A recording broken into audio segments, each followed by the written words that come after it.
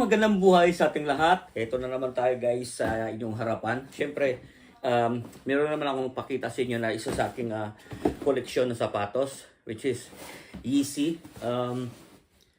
Hindi naman marami yung ganito guys. Alam niyo dati yung Yeezy, sobrang mahal nito nung mga unang labas pa. Kaya lang siyempre, nawala na to sa Adidas. Binitawan nila na si Kanye West. So, medyo nagmura na siya kaya nakakabili na tayo. Pero noon talaga guys, hindi ako makabili nito kasi mahal nga. Minsan nga umaabot pa to ng hanggang 1,000 pounds yung mga talagang limited edition. May 500, may 400. Tapos ang ano pa nito noon, sasali ka pa sa, tawag dito, sasali ka pa sa raffle para manalo, which is magbibigay ka 180 pounds pag nasali ka sa raffle. Pag nabunot pangalan mo, di magiging iyo. Pero noon talaga hindi ka makabili ng mga ganito. Pero syempre kahit na wala na siya sa Adidas, okay pa rin naman siya. Kaya tsaka komportable naman kasing isuot. So yan ang aking size guys. So, minsan depende kasi. Minsan 41, 41 and a half. Ayan. So ito 41 kasi medyo pag ganun siya, depende sa sapatos kasi. Minsan nagsusuot ako ng 42 pagka depende sa depende pala sa brand. Ayan. So gusto niyo makita, ang ganda ng kulay nito guys, kaya kinuha ko siya. Ayan o, ang aking Yeezy. Ayan. Nabili ko ito ng 120 pounds kasi nag-sale siya sa flannels online. So yun, kagandahan kasi dito guys, meron ditong tinatawag na tawag dito Fraser Plus. Yan. 120 pounds na tapos 3 months mo pang babayaran. So parang 40 pounds a month lang. So yan, ang ganda nito ng kulay kaya nagustuhan ko. Tingnan nyo. Alam niyo naman pag talagang pag-Yeezy, kung hindi lang sa nasira si Kanye West dati, talagang mahal pa. Joshua, tawag ka ni mama. Mahal pa talaga tong Yeezy sana. Ayan. May dumi kasi nasuot ko na isang beses. Yan, pinasukat ko lang. Pero indoor guys, ayan. Ganda ang ganda naman talaga ng Yeezy kung tutuusin. Tawag ka ni mama. Hindi mo narinig, tawag ka. No, nagba-vlog tayo na tawag ka, hindi mo narinig. Mag-ano ka muna ng lemon? Distracted So yun, ang ganda naman talaga ng Yeezy guys. Yung forma niya, ang ganda naman talaga oh. 'Di ba? Kung sa komportable lang ang pag komportable lang hanap mo, eh talagang komportable naman talaga tong Yeezy. Tsaka ang ganda ng kulay nito. Yan. May isa pa akong gustong bilhin kaya lang 180 pounds kaya ayaw ko kasi ito nga 120 ko lang siya nabili. So okay na sa akin yung ganitong presyo. 'Di ba? Kasi meron akong isa na napanalunan namin ni wifi sa raffle. 180 yun. So dalawa, so 360. So isang beses lang bumili ng ganun kamahal na nanalo lang ako sa raffle kasi talagang dati guys nag-raffle. Ngayon marami nang pagbibilhan dito. Ayan. Sa kahit saan sa mga JD dito meron na sila. So kung quality nga lang din talaga ang pagbabasehan tsaka yung forma, talagang kahit na wala na si Kanye West sa Adidas, wala na siyang mga bagong labas, talagang maganda, di ba? Maganda naman talaga, napaka-komportable nitong isuot. Try natin isuot guys. Siyempre, try natin yung ginagawa. Ayan napaka-komportable naman talaga isuot itong sapatos na Yeezy.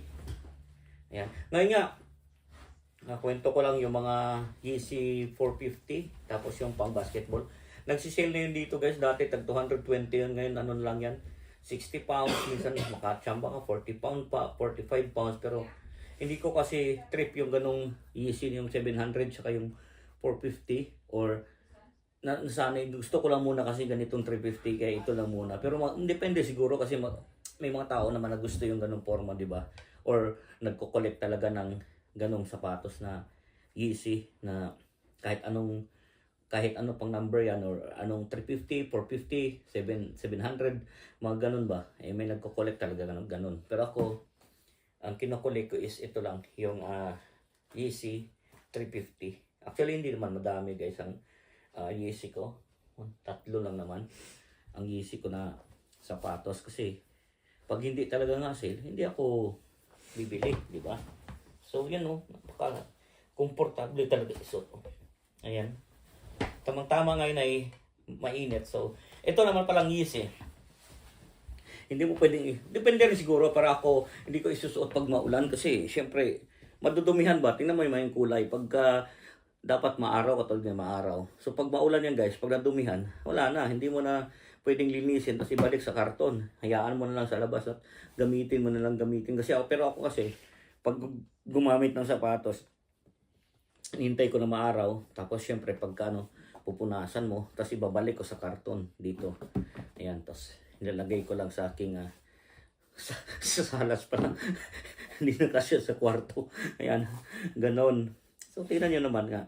Ilapit ulit natin for the last time. Last time, hindi actually guys, yun nga, dumami talaga yung mga sapatos ko na ganito kasi nga madalas mag-sale. Itong dito. Tapos, yun, yung isa pa yung Fraser Plus. Tapos may Klarna pa yung pay natin for 6 months. Ayun. Kaya nadadagdagan yung sapatos mo. So yun lang, hindi na natin pahabain pa ang ating kwentuhan. At isang importante guys meron nga akong koleksyon ng ganito. Iba-ibang sapatos, di ba? Ayan. Minsan pagka ayaw mo na or magamit mo na, pag may iba na di ibigay mo rin sa yung okay na pagbigyan, di ba? Ganun lang naman. Pero ito, naggandahan talaga nito yung kulay. Pero sana madagdagan pa kahit isa pa. Gusto ko yung black, wala pa akong black Pero maganda naman talaga.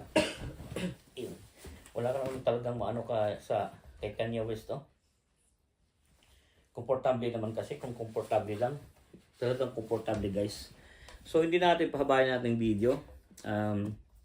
Marami pa tayong ipapakitang sapatos na aking mga koleksyon, pero yun nga, lagi kong sinasabi na hindi naman tayo mahusay maggawa ng video about shoes. Kahit di naman tayo, assuming na vlogger. Pero natutuwa lang ako na ipapakita ko yung aking mga koleksyon sa mga videos ko. Ayan. So, di natin pahabayan guys. Lagi ko nga sinasabi sa inyo, keep us all safe. Bago pala lahat guys. Kahit naman walang kakwenta-kwenta ang ating video, mag-subscribe sa ating channel at i-share nyo yung ating video. Yun lang. Kung gusto nyo lang ba, at panoorin nyo pa ang ating video ng ibang mga sapatos para makita nyo yung aking mga koleksyon. Ayan. Yun lang. Hindi natin pahabain pa. Lagi ko ang sinasabi, keep us all safe. God bless us all. Magandang buhay. Thank you for watching.